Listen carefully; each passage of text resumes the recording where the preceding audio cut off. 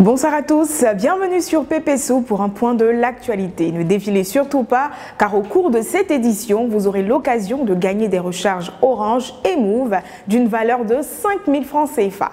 Au sommaire de cette édition de PP News, la cherté de la vie se fait ressentir dans l'augmentation des produits vivriers dans la ville de Mans. Séance d'entraînement à Surface Sport avec coach Lawal et visite dans la menuiserie de Blondet-Caissier. 8808. Depuis plusieurs années, l'augmentation des produits vivriers est la matérialisation de la cherté de la vie.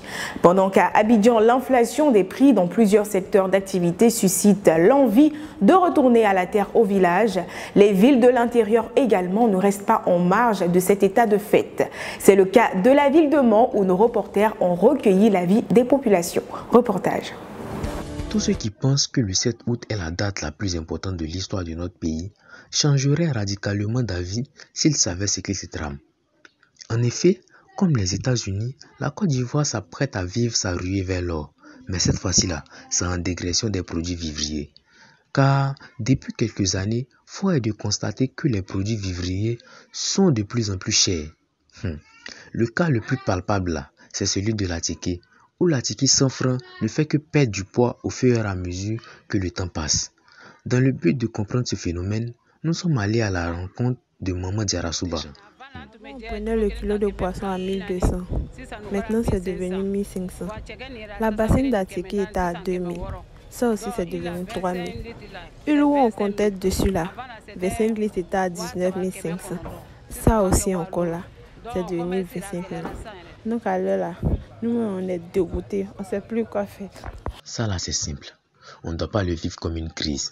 Là, en Côte d'Ivoire ici là, on est beaucoup plus concentré sur la production des produits d'exportation au détriment du vivrier. Tiens, toi-même faut voir. 1. On ne produit pas beaucoup.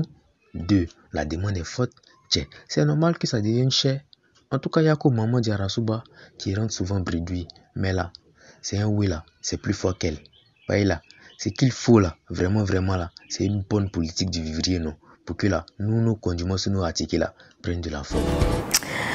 Jour d'entraînement au centre de formation Surface Sport de Mans. C'est un regroupement de plusieurs associations de centres de formation montés en plusieurs clubs selon les districts.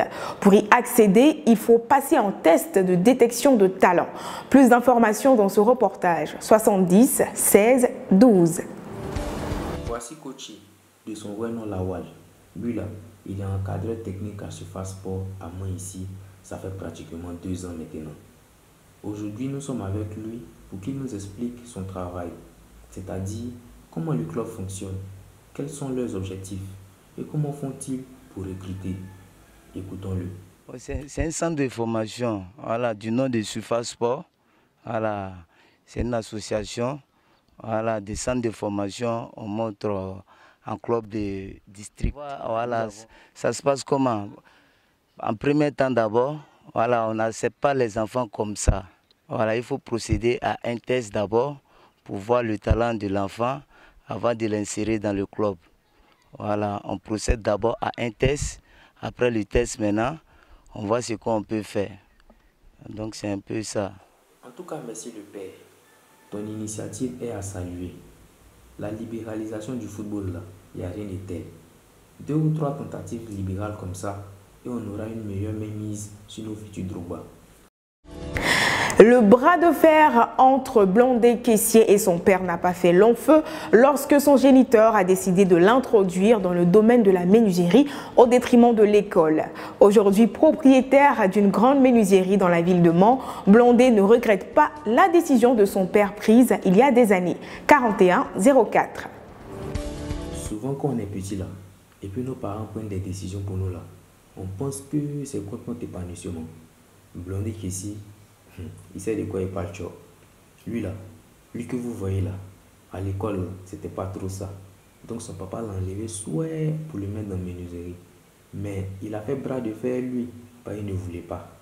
Mais aujourd'hui, il a vu que c'était pas si mal de faire le même métier que Jésus. Voici son témoignage. Bon, c'est mon papa qui m'a mis dedans.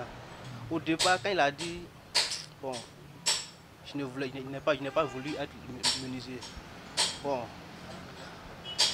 quand il a trop insisté aussi, bon, pour finir, j'ai accepté. Et aujourd'hui aussi, je vois que il m'a mis sur un bon chemin. Vraiment, le métier c'est une bonne chose. Quand tu connais ton métier, il n'y a rien d'éternel. C'est-à-dire tu peux faire tout ce que tu veux. Même, tu peux être plus qu'un fonctionnaire. Le métier est très bon. Ah, mais vous avez entendu, hein? L'école là, c'est pas le seul moyen de réussite. Pareil, tant que tu prends ce que tu fais au sérieux là, il n'y a rien de tel quoi. Merci cher Piment d'avoir suivi ce point de l'actualité. Bonne semaine à vous et on se donne rendez-vous demain à 20 h.